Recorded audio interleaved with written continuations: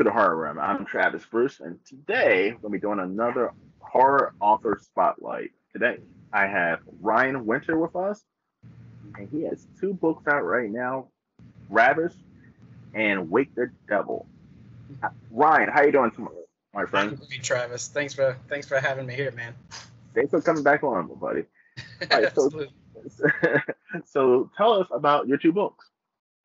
Um, Wake the Devil's actually it was public. I self-published it. It was released July 1st, but it's actually my first book.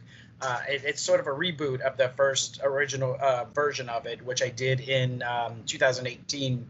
I felt it was kind of rushed and was trying to send it out to different publishers. It was getting rejected, and they wanted to cut pages and pages out of it. I mean, hundreds of pages. So I was kind of a little disillusioned by the whole experience and just kind of self-published it almost to say, I can do this myself. Yeah. But after a while and going back to it, I was just always so disappointed that there was so much left out of it from the original text that I basically republished it to put the original how I wanted the book to originally intend to be, with a new cover and all that. So it's my first, I guess, technically, but my second now, the new and improved version of it.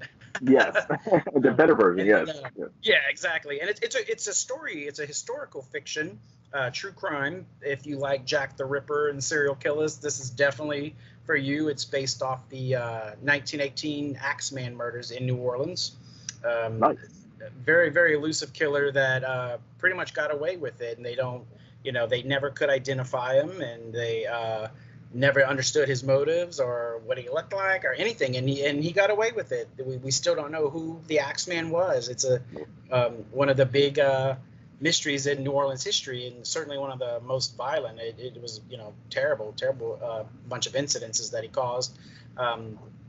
So I had saw it, in haunted history books in New Orleans, and he was always sort of a footnote. I'm like, who is the Axeman? And I would ask Yeah. around to older, locals when I was there. I was living in the French Quarter at the time, and nobody had a clue who he was. The Axeman, what? I'm like, y'all never heard of the Axeman? He's in these horror history tours. Everybody mentions him. So did a lot of research, and what was originally meant to be a small screenplay turned into this big colossal novel.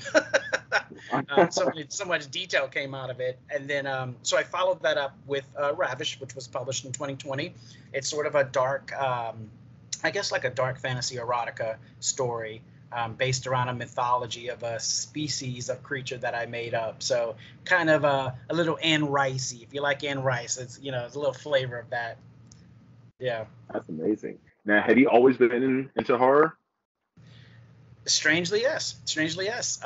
The seed of that, I always think about this. I go back and I have a very good long-term memory. My short-term memory sucks, but my long-term memory is pretty good. And I can remember, growing up in this tiny little swamp town in South Louisiana, which is it's about 45 minutes south of New Orleans. It's called Dulac, and very small community. All my family was there at the time. Everybody was in earshot, and I would go to my aunt's house, who lived just right in front of us, and she was one of the few people I can remember had this new thing called HBO, home box office, movies without commercials. Yeah. Woo! It was an exciting thing. And she, her and I had two older cousins, and if we were all in a room together, we were allowed to watch horror films. I don't think my parents knew, but my aunt, she's a very colorful person. She loved to read, she loved books, she loved movies. And I got to see from an early age, and I'm talking 2, 3 years old. I can remember watching Creepshow as the first movie I've ever watched in my life. Stephen King's Creepshow. I remember watching Amityville Horror. I remember watching Elm Street, Amityville 3D, Jaws 3D, all these crazy horror films and stuff like that. So I think that was sort of the acorn, that grew into this crazy oak. Now, when it comes to writing your books, who are there any artists that you get inspiration from? Stephen King, maybe? Oh, sure. I've always been a big collector of him. starting with his movies at that time, because King was everywhere in the 80s. Oh Edward, God, Pet Cemetery, Cujo, yeah. yeah. Oh, I love Cujo. I was about 6 or 7 that came out, and it seemed like every year there was like 3 Stephen King movies coming out. I Mm-hmm. mean, he was dominating the field. So from there, I learned, oh, this guy is an author, so I got to collect his books. Which, of course, my mother, being a single mom at that time, she, oh no, no, no, no, no, no, no, you can't, I don't even like you watching these films, and of course, being a young guy, and she inadvertently gave me an illustrated children's classic book, which I guess she thought would thwart me away. It must be, pretty benign. And it was the Robert Louis Stevenson's Dr. Jekyll and Mr. Hyde, which is probably the first book that scared me on a page. And from then on, it was, he was always a big inspiration.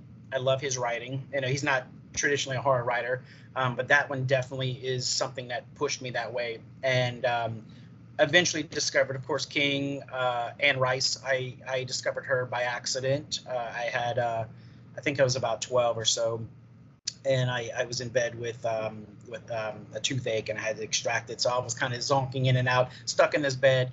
And I had asked my aunt, you want me to go get you a book to read? I said, yeah, get something, kind of horror. Don't tell mom. And let's make it a local if you can find somebody local. Well, she gives me Anne Rice's masterpiece, The Witching Hour, and I remember reading that over the next 2 weeks, and it was like, who is this? Very different from King, very, very different kind of writing.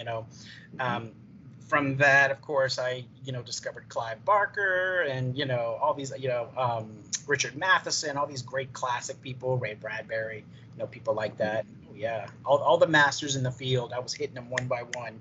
So, yeah. I remember even like when I was born in the 80s, early 80s, and growing up for me You was watched what I watched. yes, yes. Yeah. I remember reading the Goosebumps books Oh in yeah, elementary yeah. school, and the R.L. Stein stuff was the first. I was watching horror movies, but that was the first horror novels I was reading was the Goosebumps, and then I graduated to Stephen King and Dean Koontz, and That's right. Oh yeah, yeah, That's right. Yeah, it's so funny because I think I was almost out of high school in Goosebumps, so I feel like I missed that phenomenon, which kind of stinks because I had like my brother's friends he's about 2-3 years younger than me, they were hitting them up, so I think I just missed that where I was already kind of in adult level stuff by that time, hmm because I remember my little cousins bringing home those books, and I don't remember we having them. Now I got to watch. Um, I'm sorry, I got to read a lot of interesting books that in elementary school and in junior high, we would go to the library a lot, and they would read us really interesting books. And I remember this book, The House of Dyas Dreers, and seeing that movie in school. That book scared the crap out of me. yeah, It was a creepy, creepy movie. And I remember that one being like the first, I guess, horror film I've known that I discovered in school.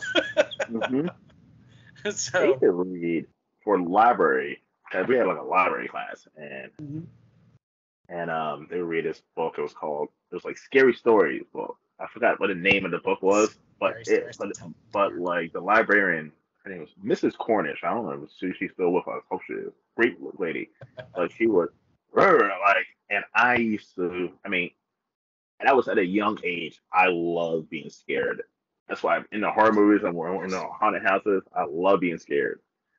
Yeah, and it comes from that. It's the same thing. It's almost like a not knowing it as a young child, but knowing it now, it's almost like this orgasmic, like ooh, this great hmm feeling that you just love to be scared. And horror is the fear factor. It's the It reminder did. that we're very fragile.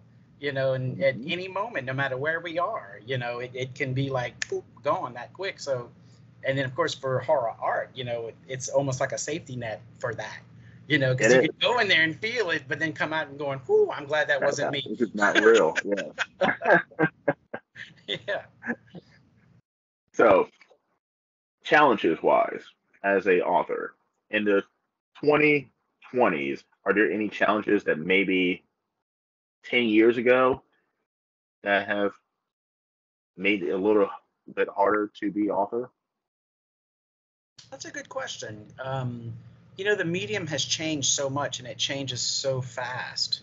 I remember in the beginning having to learning from my favorite authors and all that, having to send all these queries to publishers and things like that, spending all this paper, Hmm. so much money saved just to print out stories and manuscripts and all that. I'm so glad that's not so much of a thing anymore.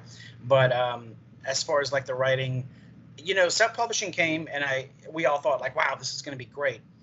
um, the problem is it's it doesn't have the marketing. This is something you have to know. So I think, to me, that's a big challenge for a self-published author, which I'm slowly coming away from it. Which is not, there's nothing wrong with it, but Hmm. uh, I don't come from a generation where marketing was a thing. That's not something you had to worry about, because if you got Yeah. accepted by a publisher or a movie studio, they took care of all that. So there was no one saying, okay, you need to learn how to sell yourself.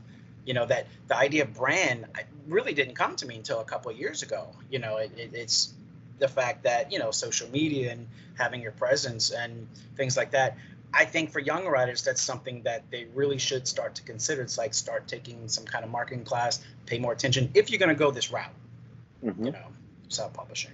And I think to me, that's personally my big challenge. And I definitely see it for a lot of, young people that want to write. And I get questions all the time, like, well, where should I go? Where should I look? This. I said, well, and I hate saying Google it. Yeah. Just, yeah, Google it, whatever, sure. That'll get me there. But, I always ask them, what direction do you want to take your writing? You know, because it really Hmm. depends, and there's so many different avenues, but again, those avenues do have those challenges, where you have to do it yourself. you know It does. And it goes with sales. Like I've worked in sales my whole entire life. I'm in great at sales. I'm a good salesperson naturally. hmm And to be a self-marketing or even be a YouTube creator, you have to sell yourself. You have to market yourself. You don't have a big machine pushing you. I mean, pushing your name out there for you. You have to go out there. You have to use social media. You have to show up at conventions. You have to do sure. all that. And I've sit with my first book. I've sit next to writers in book fairs and all that, and a lot of authors will tell me like, oh, I hate doing this, I hate coming out here. I'm like, how do you meet your audience? Like, you have to sign the books. You can't hide in your office. I mean, it's just part of the Yeah. work. And I hear it all the time. And I'm like, they're sitting down and like, oh, well, my book sales aren't going well. I'm like, well, how many people have you talked to? I haven't talked to anybody. I'm like, you kind of self-sabotaging yourself. It's I actually weird. do something when I go to horror conventions. So there's always a couple authors at every horror convention, Yeah. and I always interview them. I don't know if you see my last video, but I always interview them, give them a quick plug, and I always buy their book. Mhm. And like so, I have a whole stack of autograph books from horror conventions because I do feel a little bit bad for them. I mean, especially at the conventions. But going back to what you're saying is the ones who are, I don't want to say aggressive, but the ones who are approaching people and say, "Hey, come on over," and they're the ones who are people are gravitating towards, and the ones who just sit there and wait for people to come to them usually doesn't Yeah. happen. It's the business. It's the sales business. It's how it always is. Whoever's, Hmm. the flashier one is going to, it's what, where your eyes go. So unfortunately, it's the way it is. And like I said, a lot of young writers, I'm like, get ready for that.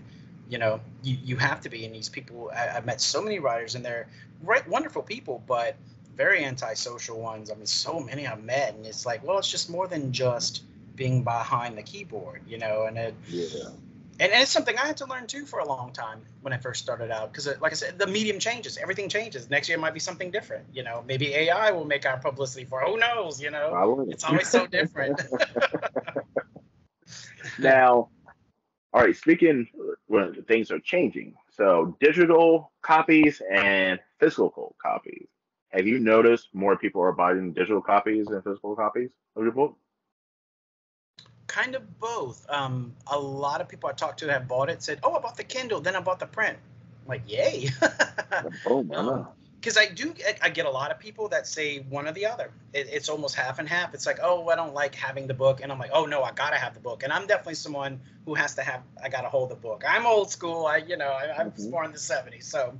Um, but yeah, it's kind of mixed. It's a mixed thing, and which is great. However you get it. If you're reading it, you're reading it. However you need to Yeah. do it. So I'm totally for that. I Okay. am a traditionalist at the heart of it all, but I collect books too. I don't own a Kindle. That's sad, but I See, don't. I like the physical book. I do have a Kindle though that I take on airplanes with me Oh yeah, because it's yeah. just so much easier to carry. Just kind of look I can have three books benefits. on there and be perfectly fine, you know. That's right. But when I'm home or I'm at the beach or somewhere, I like the physical copy book. Oh yeah, yeah, absolutely. It's just Listen, something, and I mean, yeah, as an I mean, '80s kid, I like the physical book. oh yeah, yeah, and again, you never know what's going to be next. I don't know what would be next, but whatever the medium, as long as people are engaging, as long as people are reading, because I would hate for a place where people just stop reading altogether or just stop Yeah, doing it. That would be a depressing world. you know, Not because and I'm one an thing author, but because I'm a book lover, I guess. in general, but one thing I can't do is I can't read magazines digital. It's like I don't know if you ever tried to do that, but like I it's can't tough to tell do. what's an ad, what's the article, like the It's ads. My God. impossible. And maybe I'm old or something, but a younger generation loves to get their magazines on digital. I need a physical. Whatever. When it comes to magazine, I definitely need a physical copy. Oh God, yeah. I mean, that's what they're meant for. I mean, it's made on, Yeah. this cheap paper that it's stapled together. I mean, that was the point. It's weird. I mean, what are they gonna do? They're gonna put comic books digitally, which I'm sure they do now. But that kind of sucks. But if you're a comic book collector like I am, like having a physical copy is worth money if you hold it and Exactly. the digital Exactly. copy. I mean, I can't always hug going the to be good. digital copy. No, they can't. All right, let's shoot to some fun questions. Alex, are you ready? Let's All go. right. Who is your favorite iconic horror movie character?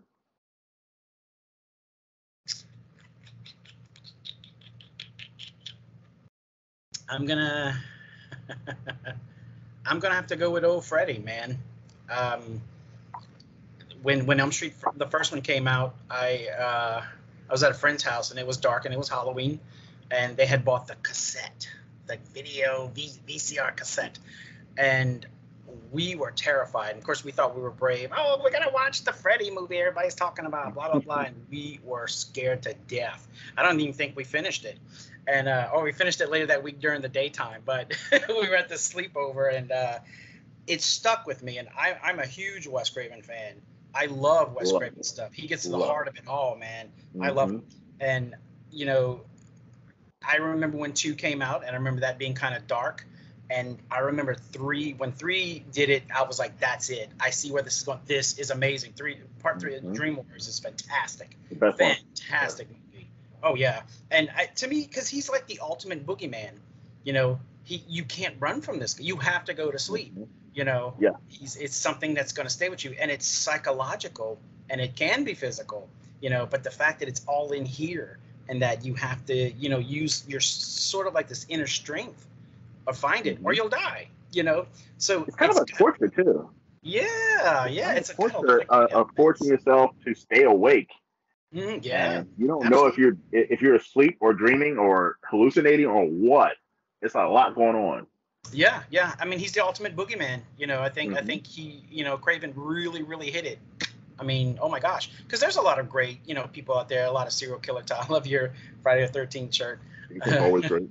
Yeah, and I remember seeing that at my aunt's house when I was 3. I remember the first one with Kevin Bacon, and Yes. yeah, oh yeah, and but the one I remember from childhood, the one that sticks out the most is part 2. In the beginning, when the her head is in Yeah. the fridge and he comes up behind her, man. I still can remember that scene in my head watching it the first time, and not being scared, just being like, "Whoa, you saw that?" Mm-hmm. As a kid, just being like, "Whoa, that's great." What about you? What's your who would you say? All right. So iconic, like old school favorite is Halloween of 1978. Always been my favorite. But brand new, that's like X. I don't know if you've seen Ty West X. Oh yeah, yeah, I love Ty West. Yeah. Oh, it is. It is. I mean, that falling into Pearl, it's amazing. That's awesome. That's awesome. Yeah. Yeah, there's a couple of my I'm trying to rack my brain of the last couple of horror movies I saw. I was just telling a friend of mine there's an Argentinian horror film called Terrified, not Terrifier, Art the Clown, which he's pretty wow. But this movie called Terrified. I think that was the last horror film I remember going, holy crow, you know, like wow, it was a good movie. And there's so many good movies coming out as well. I just finally saw the trailer for the new Exorcist film, and I'm like, wow, because I was very skeptical about it. I'm a massive fan of William Friedkin, which unfortunately he just passed away. But I love that Ellen Burstyn's back in the film. I mean, that's a great love letter. I love Ellen Burstyn. She's fantastic. But yeah, I finally saw the full trailer. I'm like, oh my gosh, okay, because I was very skeptical. You know, we always are. You know, you're gonna mess with a classic. You know, you better darn well do it right. I just hope that David Gordon Green doesn't do what Exorcist what he did with Halloween. Where he did this high and then it just crashed. The last film, I don't know what that is. It's almost like a rom-com almost. I'm like, this is less about Michael Myers and more about Laurie Strode and this relationship with this guy. Like, come on, what is this? You know, I was watching the movie. I remember it came on Peacock. This is the first time I've watched. I didn't go to a movie theater to see a Halloween movie. I've always, even during COVID, seen that. And I watched it on Peacock at it came on midnight. And I watched it at midnight. And I'm watching it. I'm sitting on the couch. And I remember thinking to myself, like, what the fuck am I watching? Like, this is not. I thought I clicked on the wrong movie or something. I'm like, this is not a Halloween movie. Yeah, the whole tone of it is completely off. You know, and he's like, oh, I wanted to do this, and I'm like, you know what? Maybe you shouldn't have messed with it. You know, it's like, and I find, you know, Halloween, I love them, I really do, but the last few, I guess maybe it's because I'm older and I'm bitter, and you know, it to me, because when you look back on it, that movie came out the year I was born, and I'm 45. So, I mean, that's a long time to stretch out this series, you know, and keep making them. And I was joking to a horror, one of the little Facebook chat groups I was in about horror movies. And I said, I guess, you know, they said, oh, you know, this is the final one. I said, oh, no, there's going to be Halloween Begins. And he's like, really? I'm like, no. They're going to, you know, it's like making a joke. They're going to repeat this thing again. I hope not. I hope not. I'm a Michael Myers fan. Keep Michael Myers. Like, to be honest, keep Freddy Krueger dead. Like, do not bring him back. Like, I'm good. I saw that too. I'm like, being gone. Like, for me, it's like, what else do you have to say story-wise other than just watching people who are fans? And we get it. We love more. We love more and more and more. But at the same time, I mean, you can only eat so much cheese before it's like, you know, it's like, now it doesn't taste the same, you know? And it's funny. I'm a huge fan of Halloween 2, the Rick Rosenthal one in the 80s. That one I remember. I've seen that one first and watched the John Carpenter one. I think I was about 13. And again, kind of a same situation where I was with some friends and we're watching it. That movie terrified me because I can remember getting up to use the bathroom and I'm thinking, and I guess something psychological, again, it just sticks. The imagery of just that white face just coming out of the darkness like that. And he doesn't say a word. And I remember going to the bathroom and freaking myself out thinking, he's in the shower. You know, he's going to get me right here and I won't know. And in part 2, Dick Warlock played Michael Myers. And he was an aggressive Michael Myers. He was busting through doors and it was like he had a sinister wall. Michael Myers is Freddy Krueger is the most, I would say, scariest, but Michael Myers is the most intimidating. Yeah, because he's got that brawn behind him, man. Intimidating. Like if Michael Myers walked through this door right now and came in here right now, I would just fall out dead. I would have a heart attack before you got me, because he's just such an intimidating figure. The height, the stare, the mask, the figure. It's over. He doesn't say a word. He's quiet. It's over. That's what's so creepy about it, you know. Oh yeah, when you see him, it's over. And I loved Halloween H2O. I remember when that came out. I had just come out of high school, and you know that's right after Scream, and I Know What You Did Last Summer, and all those. So it kind of had that flavor, and I love what they did. You know, I thought to me that should have been the end. I They think screwed it up with Resurrection. They screwed it up. I didn't that was that the one where because again I walked out of one of them, and I think that's the one where where he sticks Laurie Strode and she dies and she falls. Yeah. Yeah, I walked out. I'm like, nope, nope, no, you That was can't a great kill. ending. No, That was a great ending that she cut his head off and the movie was yeah. gone. And they had that really interesting moment where they were kind of fingered, like as if, like, almost like I forgive you, but you gotta die. It's like, and I love that moment. He kind of just looks at her, kind of like almost like to say, I'm sorry, or it's just weird. It's weird. But and then just to stand, triumphant in the music, and she's holding the axe. I'm like, there it is. She cut his head off and went straight to credits. Boom, done. That was it. Oh yeah, and that was a That great was a cast. perfect ending. And I mean, they have all these little cool things in there. Janet Leigh's in there. People like that. I was like, oh, I love it. You had the nurse in there. Yes. Marion, I think was her name. There's Marion, or Nancy Stevens' character who Nancy, played. yes. And it sucked that she died. And of course, in this new one, she dies again. I'm like, oh, poor Nurse Marion. She can't get away from Michael, but she comes back. So in Halloween Begins, she'll be back. She'll be back. But speaking of Friday the 13th, I wear this shirt. I'm not really a Jason. I'm not a Friday the 13th fan. I like the reboot better than any of the. I get so much shit for this. I like the reboot better than any of the original ones. But I do like the character of Jason. I like the character of Jason, but I don't like any of the movies. If that makes any sense. Yeah, no, I know I'm gonna get kicked in the face for this, but I mean it's almost formulaic. It's kind of the same movie repeatedly, and it's definitely really is. Yeah, it's almost exploitative, where you're just kind of watching it for the body count. It's like, well, that's not any fun, because there's no character growth, there isn't any breakthrough, philosophical moments to it or anything like that. It doesn't bring anything new until he goes to space, and then that's it. Yeah. Yeah, and I get it. It's part of the whatever, but it's also now to me it's almost like one of those scary movie jokes. How they did in Scary Movie, where it's like all these tropes that you don't do. I'm like, well, they did them all. It's almost like everything was torn from those. Exactly. Don't go out in the woods. Don't machetes and things like that. But yeah, no, I have friends that were huge fans of those, and I'm Wes Craven, man, all the way. I'm Wes Craven as well. I'm the Nightmare on Elm Street Halloween guy. So I stick to those. Absolutely. So, Ryan, where can everybody find you? The best place is I do have a website. It's on Facebook. Right now I'm doing that while I work on a regular website, because I'm working on a new novel and it's literally consuming my time.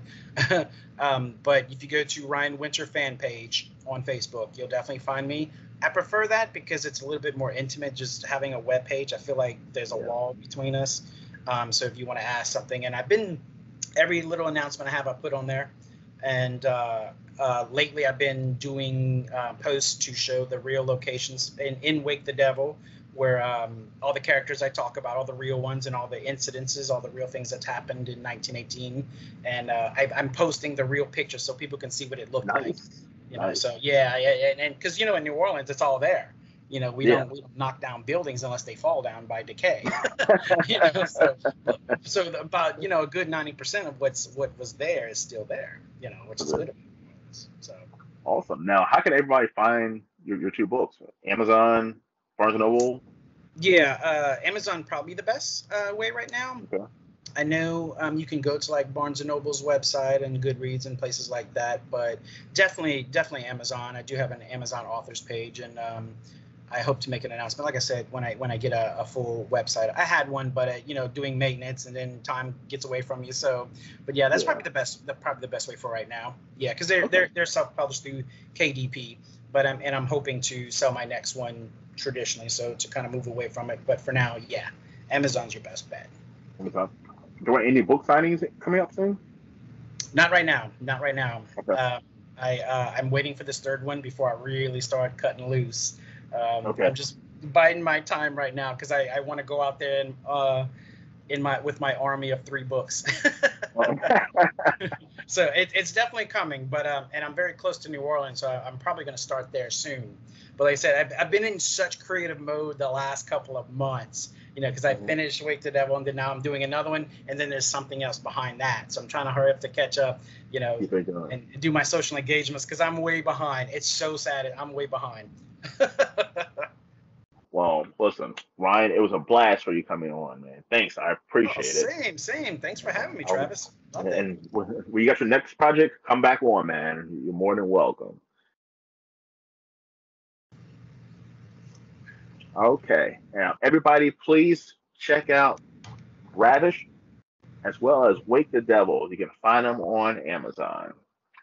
All right, everyone. Well, thank you for coming to the horror room. I'm Travis Bruce. Y'all take care.